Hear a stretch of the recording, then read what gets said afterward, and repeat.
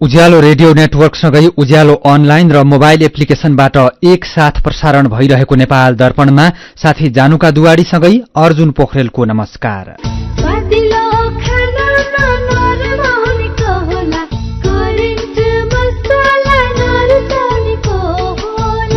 नेपाल दर्पणको साथमा करेन्ट मसला र करेन्ट चिया, स्वादको झट्का।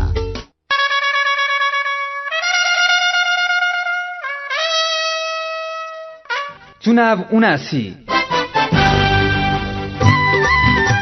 अब 3 दिन बाँकी। नेपाल दर्पण सुरु गरौं मुख्य खबरका शीर्षकहरूबाट। आज राति 12 बजेदेखि मौन अवधि शुरू हुँदै दल र उम्मेद्वारले प्रचार प्रसार र मतदाता प्रभावित पार्ने कुनै पनि गतिविधि गर्न नपाउने वाम लोकतान्त्रिक गठबन्धन र एमाले सहितका दलद्वारा विभिन्न अपील। चुनावको लागि सुरक्षा व्यवस्था कड़ा, बुथ कब्जा गरेर जित्छु भन्ने नसोच्न प्रमुख निर्वाचन आयुक्त थपलियाको चेतावनी।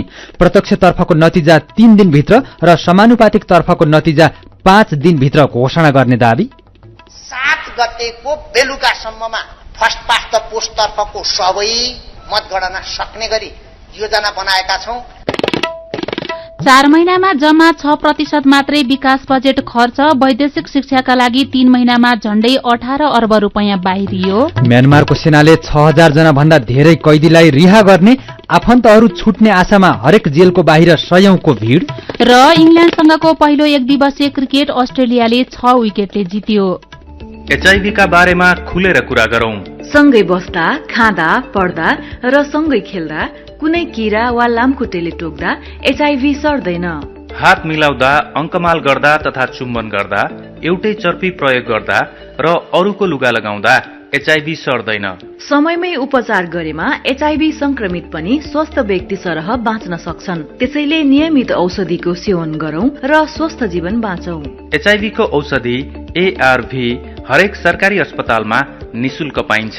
एचआईभी संक्रमितहरू अरू भन्दा भिन्न होइनन् भन्ने कुरा बुझौं र समान व्यवहार गरौं। एचआईभी संक्रमितहरूमाथि हुने भेदभावको अन्त्य गरौं। Nepal youth foundation, 12+, Lumbini plus र मकवानपुर महिला समूह। विदेशबाट आयामी गरेको पैसा सिधै तपाईको मोबाइलमा लिन मिल्छ। अहिलेको अवस्थामा बाहिर गएर पैसा निकाल्न त्यति सजिलो छैन। त्यसैले आफ्नो मोबाइल निकाल्नुहोस्, आईएमई पे डाउनलोड गर्नुहोस् अनि घर बसी बसी आफ्नो रकम प्राप्त गर्नुहोस्। विदेशबाट आईएमई गरेको रकम प्राप्त गर्न आफ्नो मोबाइल फोनमा आईएमई पे डाउनलोड गर्नुहोस्। अब आईएमई गरौँ, आईएमई पे मा प्राप्त गरौँ सजिलै। भर्ना खुल्यो। पूर्वाञ्चल विश्वविद्यालयबाट सम्बन्धन प्राप्त यस एक्मी इन्जिनियरिङ कलेजमा शैक्षिक सत्र 2079-80 का लागि स्नातक तहमा बीई सिभिल, बीई कम्प्युटर र बी आर्किटेक्चरमा भर्ना खुल्यो। फारम भर्ने अन्तिम मिति 2079 मंसिर 8 गते, डबल दस्तुरमा मंसिर 12 गतेसम्म। सम्पर्क एक्मी इन्जिनियरिङ कलेज, सीता पाइला चौक, काठमाडौँ। सम्पर्क फोन नम्बर 01 53 80 445 र 56 70 924। आदरणीय बुवा आमा, दाजुभाइ, दिदीबहिनीहरूमा राष्ट्रिय स्वतन्त्र पार्टीको तर्फबाट म रवि लामी छानेको नमस्कार।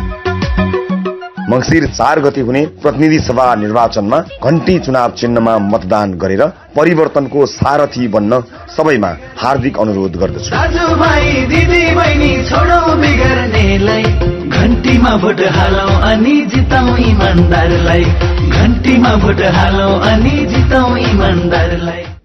नेपाल दर्पणमा अब खबरको सिलसिला। आउँदो आइतबार हुने प्रतिनिधि सभा र प्रदेशसभा चुनावको लागि आज राति 12 बजेदेखि मौन अवधि शुरू हुँदैछ। निर्वाचन आयोगले स्थिर समय समेत भन्ने गरेको मौन अवधिमा दल तथा उम्मेद्वारहरूले प्रचार प्रसार र मतदाता प्रभावित पार्ने कुनै पनि गतिविधि गर्न पाउने छैनन्। निर्वाचन आयोगले आचार संहिताले निषेध गरेका कुनै पनि गतिविधि नगराउन राजनीतिक दल, उम्मेद्वार र नागरिकलाई सचेत गराएको छ। आयोगले मतदान केन्द्रबाट 300 मिटर वरपर कुनै पनि दल वा उम्मेद्वार प्रकारका प्रचार प्रसार सामग्री भए तत्काल हटाउनुपर्ने, चुनावको वातावरण बिथोलिने कुनै पनि किसिमका सभा सम्मेलन, भोज भतेर लगायतका कार्यलाई पूर्ण रूपमा निषेध गरिएको जनाएको छ। यस्तै सामाजिक सञ्जाल, अनलाइन वा अन्य कुनै पनि छापाबाट राजनीतिक दल वा उम्मेद्वारको पक्ष वा विपक्षमा कुनै पनि सन्देश, सूचना प्रसारण तथा सामग्री पोस्ट गर्ने, शेयर गर्ने, लाइक गर्ने, कमेन्ट गर्ने लगायतका सबै कुराहरू निषेध गरेको छ। यस्तै आयोगले चुनावको मौन अवधि अर्थात् 48 घण्टा अघिदेखि मतगणना कार्य पूरा नभएसम्मको लागि नेपालभर जाँड रक्सी बिक्री, वितरण तथा सेवन गर्ने काम निषेध गर्न गृह मन्त्रालयलाई निर्देशन दिइसकेको छ। आज निर्वाचन आयोगमा भएको पत्रकार सम्मेलनमा प्रमुख निर्वाचन आयुक्त दिनेश कुमार थपलियाले निर्वाचन आयोगले मौन अवधिका नियमको कडाईका साथ पालना गराउन निर्वाचन आचार संहिता अनुगमन समितिलाई निर्देशन दिएको पनि जानकारी दिनुभयो। निर्वाचन आयोगले आउँदो आइतबार हुने प्रतिनिधि सभा र प्रदेश सभाको चुनावका लागि सम्पूर्ण तयारी पूरा भएको जनाएको छ। आयोगमा पत्रकार सम्मेलन गरेर प्रमुख निर्वाचन आयुक्त दिनेश कुमार थपलियाले चुनावका लागि सम्पूर्ण तयारी पूरा भइसकेको बताउनु भएको हो। प्रमुख निर्वाचन आयुक्त थपलियाले मतदान केन्द्रमा 3 घेराको सुरक्षा व्यवस्था प्रदान गर्ने गरी 2 दिनभित्र केन्द्र निर्माण गरिने समेत बताउनुभयो। यो पटकको चुनावमा सुरक्षा व्यवस्था अत्यन्तै कड़ा हुने भन्दै बुथ कब्जा गरेर चुनाव जित्छु भन्ने नसोच्न पनि उहाँले चेतावनी दिनुभएको छ। कुनै केन्द्रमा अप्रिय घटना भएमा 30 मिनेटभित्र नेपाली सेना पुग्ने व्यवस्था मिलाइएको उहाँको भनाइ छ। चुनावका लागि 8 करोड़ थान मतपत्र छापिएको उहाँले जानकारी दिनुभयो। यसैबीच प्रमुख निर्वाचन आयुक्त थपलियाले प्रत्यक्ष निर्वाचन प्रणालीको नतिजा 3 दिनभित्र सार्वजनिक गर्ने दावी गर्नुभएको छ। उहाँले चुनाव भएको 3 दिन अर्थात मंसिर 7 गते बेलुकासम्ममा प्रत्यक्षतर्फको सबै नतिजा सार्वजनिक गरिसकिने र 5 दिनभित्र समानुपातिकका सबै मतगणना सक्ने गरी योजना बनाएको बताउनुभयो। 4 गते बेलुकादेखि नै मत गन्न थाल्ने थपलियाको भनाइ छ। 5, 6, 7 गतेको बेलुकासम्ममा फर्स्ट पास्ट द पोस्ट तर्फको सबै, त्यसपछिको 5 दिनभित्रमा समानुपातिक तर्फको सबै मतगणना सक्ने गरी योजना बनाएका छौं। हामीले पहिले पनि भनेका छौं, हामी मंसिरको 22 गते सम्पूर्ण रिपोर्ट बोकेर यो चाहिँ सम्मान्य राष्ट्रपतिज्यू समक्ष प्रतिवेदन बुझाउन जाने तयारीका साथ काममा लागिराखेका छौं।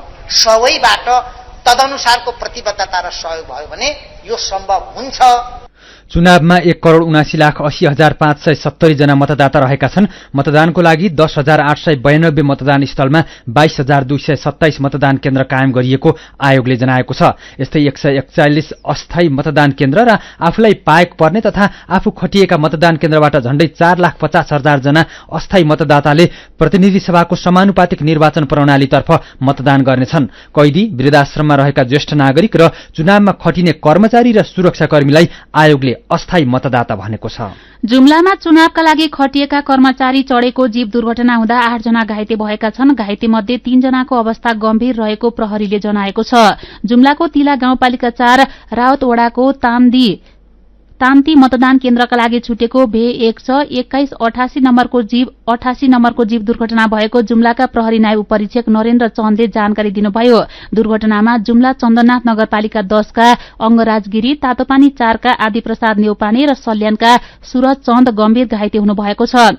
सबैजनाको कर्णाली स्वास्थ्य प्रतिष्ठान जुम्लामा उपचार भइरहेको छ। निर्वाचन सामग्री भने सुरक्षित रहेको जिल्ला निर्वाचन कार्यालयले जनाएको छ।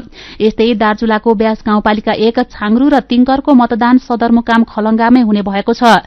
ब्यास 1 मा अहिले चिसो बढेका कारण धेरैसो मतदाता खलंगा झरिसकेकाले छाङ्ग्रु र तिङ्कर दुवै गाउँवासीले जिल्ला सदरमुकाम खलंगाबाटै मतदान गर्ने गरी तयारी भएको प्रमुख जिल्ला अधिकारी दीर्घराज उपाध्यायले जानकारी दिनुभयो। छाङ्ग्रुको मतदान केन्द्रमा 383 र तिङ्करको केन्द्रमा 234 जना मतदाताले मताधिकार प्रयोग गर्ने भएका छन्। आज राति 12 बजेदेखि मौन समय शुरू हुने भएकोले दल तथा उम्मेद्वारहरू आज दिनभर भोट माग्ने र आमसभा लगायतका गतिविधिमा व्यस्त भएका छन्। सबैजसो दलले मतदातासँग आफूलाई मत दिन अपील गरेका छन्। सत्ता गठबन्धनका शीर्ष नेताहरूले आउँदो चुनावमा संविधान विरोधी र संसद विघटन गरेर प्रतिगमन न्यूनताउनेलाई परास्त गर्न संयुक्त अपील गरेका छन्। प्रधानमन्त्री एवं नेपाली कांग्रेसका सभापति शेरबहादुर देउबा, नेकपा माओवादी केन्द्रका अध्यक्ष पुष्पकमल दाहाल प्रचण्ड, नेकपा एकीकृत समाजवादी पार्टीका अध्यक्ष माधव कुमार नेपाल र राष्ट्रिय जनमोर्चाका अध्यक्ष चित्रबहादुर केसीले आज संयुक्त रूपमा अपील जारी गर्दै देशको संविधान, कानून कानून विधि र प्रक्रिया उल्लंघन गरी दुई पटक प्रतिनिधि सभाको विघटन गरेर र कोरोना महामारीमा परेका नागरिकलाई खोप दिलाउनुको सट्टामा भ्रष्टाचार गर्नेहरूलाई परास्त गर्न आग्रह गरेका छन्। चुनावको प्रचार प्रसारको क्रममा नै गठबन्धनको पक्षमा देशव्यापी रूपमा जनलहर आएको र नेता कार्यकर्तामा उत्साह पैदा भएको संयुक्त अपीलमा जिकिर गरिएको छ। 1.5 वर्षको अवधिमा सरकारले स्वतन्त्र निष्पक्ष र धाँधली रहित रूपमा पालिका चुनाव सम्पन्न गरेको र त्यसमा समेत सहकारी गरेको उल्लेख गर्दै अपीलमा यो चुनावमा समेत गठबन्धन एक ठाउँमा उभिएको दावी छ। संविधानमाथि कुनै खालको आक्रमण हुन नदिने तथा विकासका पूर्वाधारलाई छिटोभन्दा छिटो सम्पन्न गरेर देशलाई विकासशील देशको दर्जामा माथि उठाउने लक्ष्यका साथ संकल्प, प्रतिबद्धता र घोषणापत्र सार्वजनिक भइसकेको अपीलमा उल्लेख छ।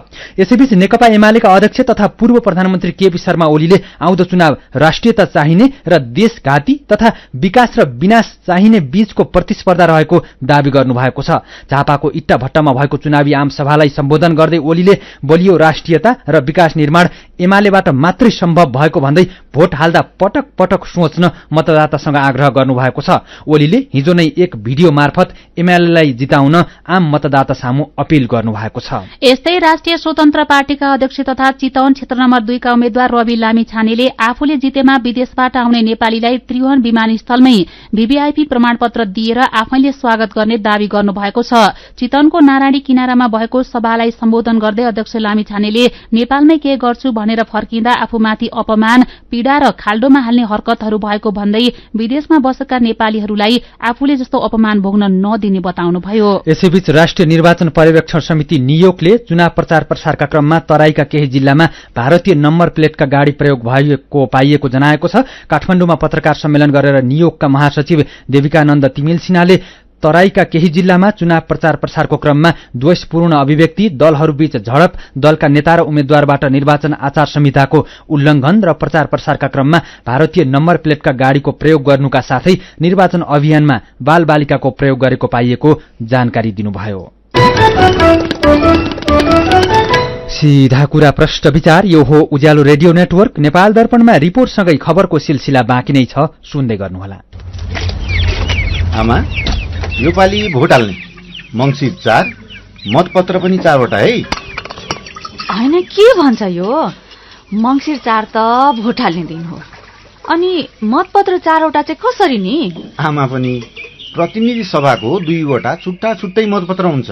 आफूले रोजेको उम्मेद्वारलाई रातो रङको चिन्हहरू भएको मतपत्रमा र समानुपातिक तर्फको आफूले चाहेको दललाई कालो रङको चिन्हहरू भएको मतपत्रमा छाप लाउने। छाप लाउँदाखेरि नि आमा, आफूलाई चित्त बुझेको एउटा मात्रै व्यक्ति वा दलको चुनाव चिन्हमा वरिपरिको घेरालाई नछुने गरी बीचमा छाप लाउनुपर्छ। त्यसपछि रातो चिन्हहरू भएको मतपत्र रातो रङले 1 लेखेको बाकसमा राखिदिने, कालो चिन्हहरू भएको मतपत्रलाई कालो रङले 2 लेखेको बाकसमा राखिदिने। यी दुवै मतपत्रमा एकैचोटि भोट हाल्ने होइन है आमा, पहिले उम्मेद्वारलाई भोट हाल्ने अनि दललाई भोट हाल्ने। अनि यसो गर्दा 2टा मात्रै पो भयो त, अनि 4वटा चाहिँ कसरी त? यो त प्रतिनिधि सभाको उम्मेद्वार र त्यसैको समानुपातिकलाई दिएको मत भयो नि आमा। अर्को 2टा मतपत्र प्रदेश सभाको लागि पनि लिएर स्वस्तिक छाप लगाउनुपर्छ। रातो चिन्हहरू भएको मतपत्र रातो रङले 3 लेखेको बाकसमा राखिदिने, कालो चिन्हहरू भएको मतपत्रलाई कालो रङले 4 लेखेको बाकसमा खसाल्ने। बल्ल पो बुझे, प्रतिनिधि सभा र प्रदेश सभा गरी पो 4 मतपत्र भएको रहेछ नि। हो त नि आमा, स्वस्तिक छाप लगाइसकेपछि त्यसको मसी अरू चिन्हमा नलाग्ने गरी पट्याएर 4वटै बाकसमा पालै पालो खसाल्दिने। बाकसको संकेत रङ पनि मतपत्रमा भएका चिन्हकै रङको हुन्छ है।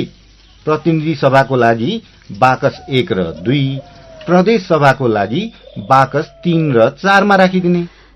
आमानी, मंसिर 4, मतपत्र 4, मत संकेत 4 अनि बाकस पनि 4। बल्ल पो प्रष्ट भयो त। मतपत्रमा मतदान अधिकृतको सही हुनुपर्छ नि आमा। फेरि बुझे ल, यति बुझे पुग्छ है आमा। याद राख्नुहोस्, मतदाता नामावलीमा आफ्नो नाम भए नभएको हेरी मतदाता परिचय पत्र वा नागरिकता प्रमाणपत्र लिएर बिहान 7 बजेदेखि साँझ 5 बजेसम्म तोकिएको मतदान केन्द्रमा गई मतदान गर्नुहोस्। निर्वाचन आयोग नेपाल। शाखा सन्तान धन धान्यले भरिपूर्ण बचत गर्न सधैँ लागोस् मन ग्लोबल आइएमई धनवृष्टि मुद्दती योजना न त जादु न हो सपना हुन्छ 2 वर्षमा सिंगुणा। हजुर, ग्लोबल आयामी धनवृष्टि मुद्दती योजना निरन्तर बचत गर्ने बानीलाई प्रोत्साहन गर्दै प्रारम्भिक रकमको 10% त्रैमासिक रूपमा अन्तिम त्रैमास बाहेक जम्मा गर्दा प्रारम्भिक रकमको 2 गुणा 2 वर्षमै प्राप्त गर्न सकिने ग्लोबल आइएमई ब्याङ्क, सबैका लागि ब्याङ्क। आदरणीय मतदाताहरू, जय नेपाल। म विमलेन्द्र दिदी। यसपालिको निर्वाचनमा प्रतिनिधि सभाको लागि म समानुपातिक तर्फबाट उम्मेदवार भएको छु। तपाईहरूले भोट खसाल्न जाँदा पाले पालो गरी 4 पटक भोट खसाल्नुपर्छ। पहिलो पटक र तेस्रो पटक प्रत्यक्षको लागि, दोस्रो पटक र चौथो पटक समानुपातिकको लागि। समानुपातिकको मतपत्र कालो रङको हुनेछ। समानुपातिकको मतपत्रमा रुख चिन्हमा स्वस्तिक छाप लगाई भोट खसालिदिनुहोला। तपाईहरूको जित हुनेछ, कांग्रेसको जित हुनेछ, संहिताको जित हुनेछ, लोकतन्त्र र गणतन्त्रको जित हुनेछ, संविधानको जित हुनेछ। प्रत्यक्ष तर्फको लागि रातो मतपत्रमा गठबन्धनको उम्मेदवारहरूको चिन्ह अनुसार स्वस्तिक छाप लगाई भोट खसालिदिनुहोला। धन्यवाद। जय नेपाल।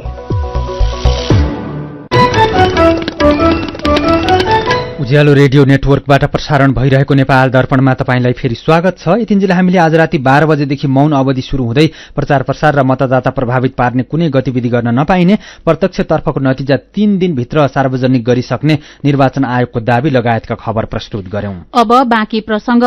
यतिबेला तराई तथा मध्य पहाड़का कतिपय ठाउँमा धान भित्र्याउन, गहुँ छर्न तथा अरू बालीको तयारी गर्न भ्याइ नभ्याइ छ।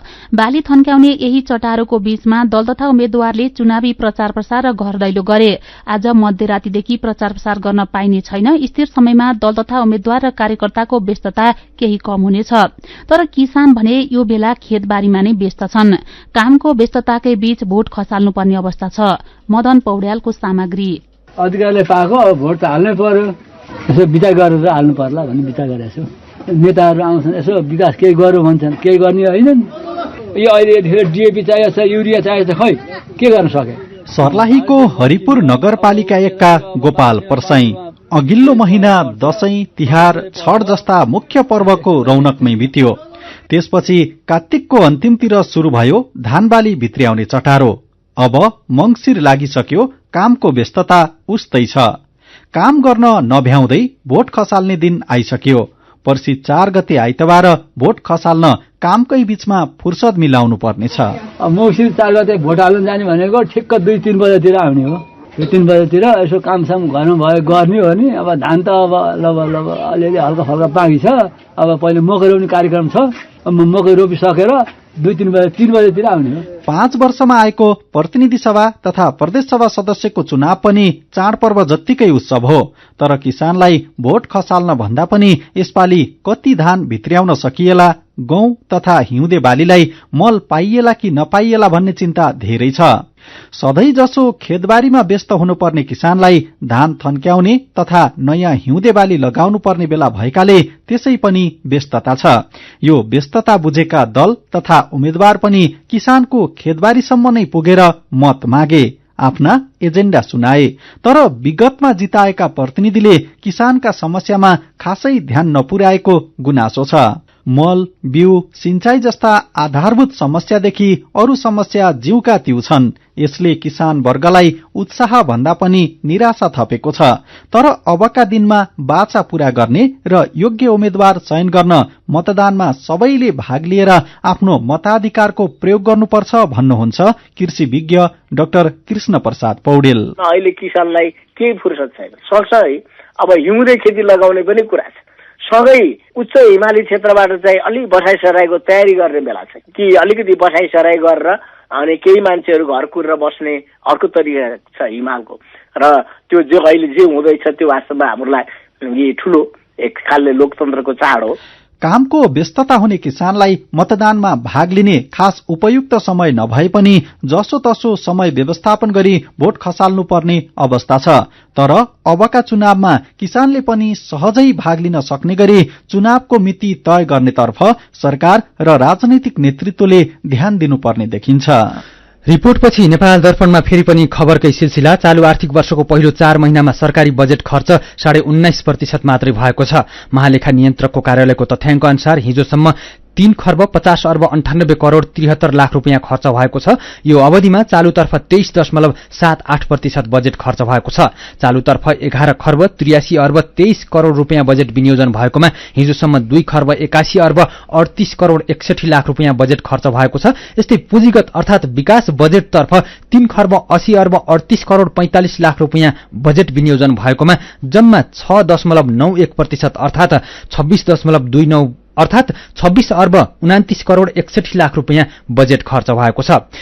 यसैबीच विदेशीले नेपालमा गर्ने खर्च भन्दा नेपालीले विदेशमा गर्ने खर्च दोब्बर भन्दा धेरै रहेको छ। नेपाल राष्ट्र बैंकले सार्वजनिक गरेको त्रैमासिक वित्तीय विवरण अनुसार चालू आर्थिक वर्षको पहिलो 3 महिनामा खुद सेवा आय 21 अर्ब 70 करोड़ रुपियाँले घाटामा रहेको छ। अघिल्लो वर्षको पहिलो 3 महिनामा खुद सेवा आय 23 अर्ब 34 करोड़ रुपियाँले घाटामा रहेको थियो। सेवा खाता अन्तर्गत पछिल्लो 3 महिनामा विदेशीले नेपालमा गर्ने खर्च अर्थात भ्रमण आय 110% बढेर 11 अर्ब 41 करोड़ रुपियाँ पुगेको छ। यस्तै साउन भदौ र असोजमा सेवा खाता अन्तर्गत नेपालीले विदेशमा गर्ने खर्च अर्थात व्यय भने 62.3% बढेर 26 अर्ब 4 करोड़ रुपियाँ पुगेको छ।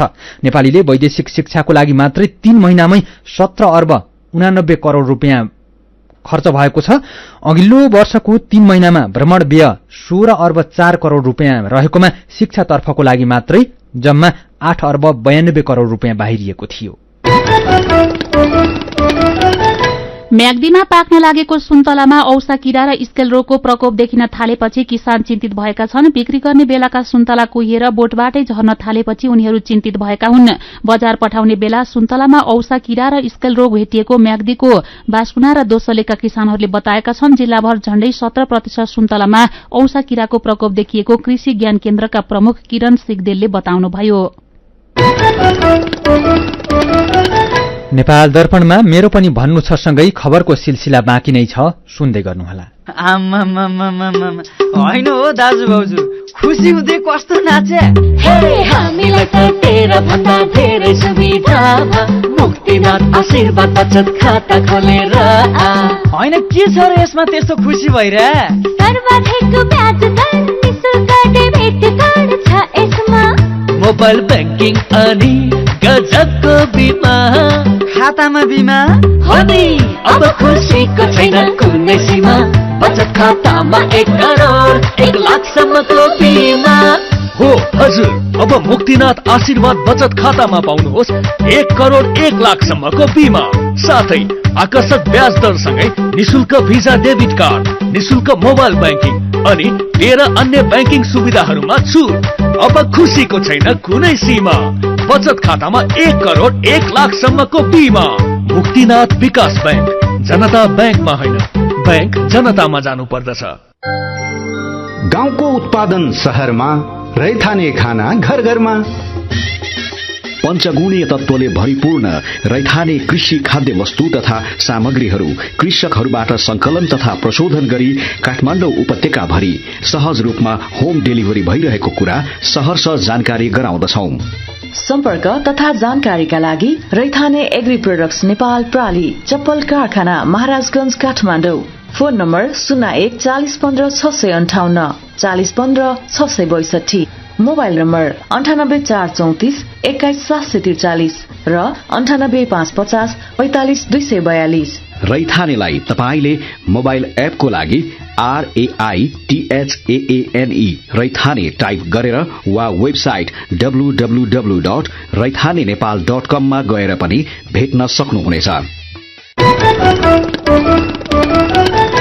उज्यालो रेडियो नेटवर्क मार्फत देशभरिका विभिन्न एफएम स्टेशन तथा उज्यालो अनलाइन र मोबाइल एप्लिकेशनमा प्रसारण भइरहेको नेपाल दर्पणमा तपाईंलाई फेरि स्वागत छ। अब बाँकी खबर। संखुवासभाको सदरमुकाममा रहेको खाँदबारी नगरपालिकाले कार्यपालिकाको बैठक प्रत्यक्ष प्रसारण गर्न थालेको छ। काठमाडौँ महानगरपालिकापछि कार्यपालिका बैठक प्रत्यक्ष प्रसारण गर्ने आफूहरू दोस्रो पालिका भएको खाँदबारी नगरपालिकाले दावी गरेको छ। हिजो 13 अंकले बढेको शेयर बजार परिसूचक नेप्सी आज 25.57 अंकले बढेर 1936.83 बिन्दुमा पुगेको छ। 223 वटा कम्पनीका 43,84,000 किता शेयर 1,71,54,54,00,000 रुपियाँमा कारोबार भएका छन्। नेपालमा कोरोना भाइरस संक्रमितको संख्या घट्दै गएको छ। पछिल्लो 24 घण्टामा 5 जनामा मात्रै कोरोना भाइरसको संक्रमण पुष्टि भएको स्वास्थ्य तथा जनसंख्या मन्त्रालयले जनाएको छ। पीसीआर र एन्टिजेन गरी 1252 जनाको नमूना परीक्षण गर्दा थप 5 जनामा संक्रमण पुष्टि भएको मन्त्रालयले जनाएको छ। 26 जना निको भएका छन्। अब नेपालमा 453 जना कोरोनाका सक्रिय संक्रमित रहेका स्वास्थ्य तथा जनसंख्या मन्त्रालयले जनाएको छ। झापाको कचनकवलको घेराबारीमा एउटा हात्ती मृत अवस्थामा भेटिएको छ। 4 कोसे जलथल जंगलबाट 2 किलोमिटर दक्षिण कचनकवल गाउँपालिका 1 को घेराबारीमा गंगा दाहालको धानखेतमा वयस्क भाले हात्ती मृत अवस्थामा फेला परेको। मृत फेला परेको हात्तीको दारा नभएकोले तस्करले मारेको शंका गरिएको वडा अध्यक्ष महावीर लिम्बू रञ्जितले जानकारी दिनुभयो।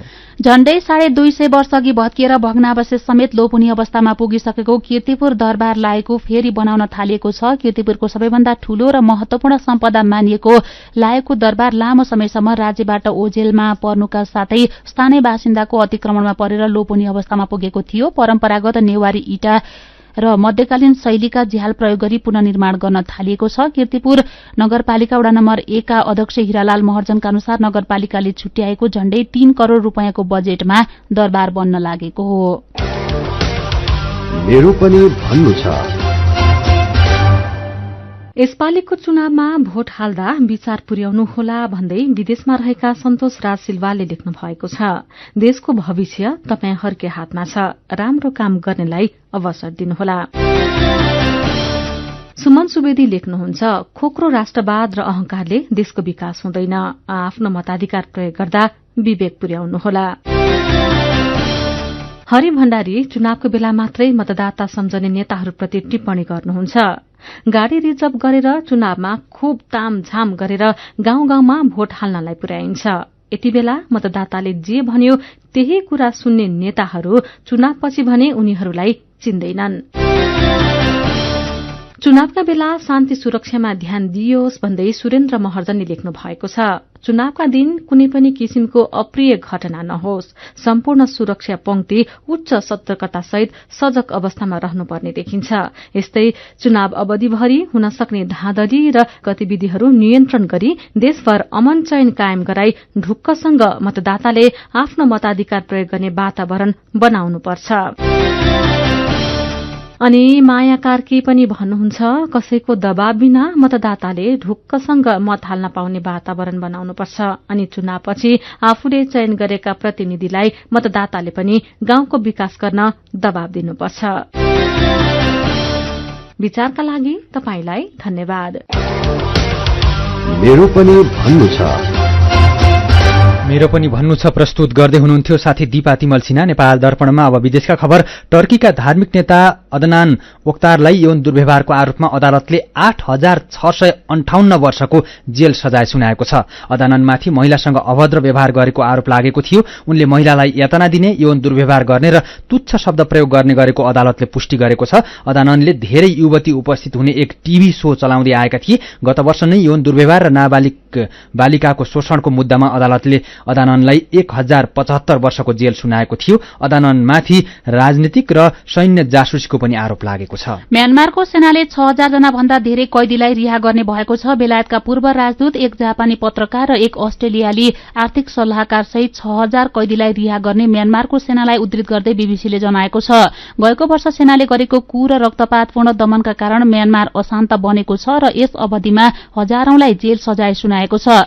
विदेशी 3 जना पूर्व राजदूत र उच्च अधिकारीलाई सेनाको जुन्ता प्रशासनले सुपुर्दगी गरिने बताएको छ। सरकारले कैदीलाई मुक्त गर्ने बताएपछि आफन्तहरू छुट्ने आशामा हरेक जेलको बाहिर भीड़ लाग्न थालेको छ। गएको वर्ष प्रजातन्त्रवादी नेत्री आङ सान सुकीको सरकारलाई सेनाले सत्ताच्युत गरेपछि भएको प्रदर्शनमा 2300 भन्दा धेरै सर्वसाधारणको ज्यान गइसकेको छ। अब खेल खबर। इङ्ल्याण्डसँगको पहिलो एकदिवसीय क्रिकेट अस्ट्रेलियाले 6 विकेटले जितेको छ। एडिलेडमा इङ्ल्याण्डले दिएको 288 रनको लक्ष्य अस्ट्रेलियाले 19 बल बाँकी छँदै 4 विकेट गुमाएर भेटायो। अस्ट्रेलियाका लागि डेभिड वार्नरले 86, स्टेभेन स्मिथले नट आउट 80, ट्रेभिस हेडले 69, मार्नुस लाबुसेनले 21 र क्यामरन ग्रिनले 20 रन बनाए। इङ्ल्याण्डका डेभिड विलीले 2 विकेट लिए। यसअघि पहिले ब्याटिङ गरेको इङ्ल्याण्डका लागि डेभिड मलानले 134 रन बनाए। यस्तै डेभिड विलीले 34 र जस बटलरले 29 रन बनाए। बोलिङतर्फ अस्ट्रेलियाका एडम जाम्पा र प्याट कमिन्सले 3 विकेट लिए। यी दुई देशबीच 3 खेलको एक दिवसीय श्रृङ्खला हुँदैछ। अघिल्लो हप्ता अस्ट्रेलियामै सकिएको T20 विश्वकप क्रिकेट इङ्ल्याण्डले जितेको थियो। खेल खबरसँगै हामी नेपाल दर्पणको अन्त्यमा आइपुगेका छौं। आजका मुख्य खबरका शीर्षकहरू फेरि एकपटक। आज राति 12 बजेदेखि मौन अवधि शुरू हुँदै दल र उम्मेद्वारले प्रचार प्रसार र मतदाता प्रभावित पार्ने कुनै पनि गतिविधि गर्न नपाउने वाम लोकतान्त्रिक गठबन्धन र एमाले सहितका दलद्वारा विभिन्न अपील। चुनावको लागि सुरक्षा व्यवस्था कडा, बुथ कब्जा गरेर जित्छु भन्ने नसोच्न प्रमुख निर्वाचन आयुक्त थपलियाको चेतावनी। प्रत्यक्षतर्फको नतिजा 3 दिनभित्र र समानुपातिक तर्फको नतिजा 5 दिनभित्र घोषणा गर्ने दावी। 4 महिनामा जम्मा 6% मात्रै विकास बजेट खर्च। वैदेशिक शिक्षाका लागि 3 महिनामा झण्डै 18 अर्ब रुपैयाँ बाहिरियो। म्यानमारको सेनाले 6000 जना भन्दा धेरै कैदीलाई रिहा गर्ने, आफन्तहरू छुट्ने आशामा हरेक जेलको बाहिर सयौंको भीड़। र इङ्ल्याण्डसँगको पहिलो एकदिवसीय क्रिकेट अस्ट्रेलियाले 6 विकेटले जित्यो। आजको नेपाल दर्पण सकिएको छ। प्राविधिक साथी सरोज थापासँगै हामी जानुका दुवाडी र अर्जुन पोखरेल पनि विदा हुन्छौं। उज्यालोको मोबाइल एप्लिकेशन र अनलाइनमा प्रसारण भइरहेका सामग्री भाइबरमा पनि उपलब्ध छन्। कसैको प्रलोभन र डर धम्कीमा नपरी चुनावमा आफ्नो मताधिकारको प्रयोग गरौं। नमस्कार।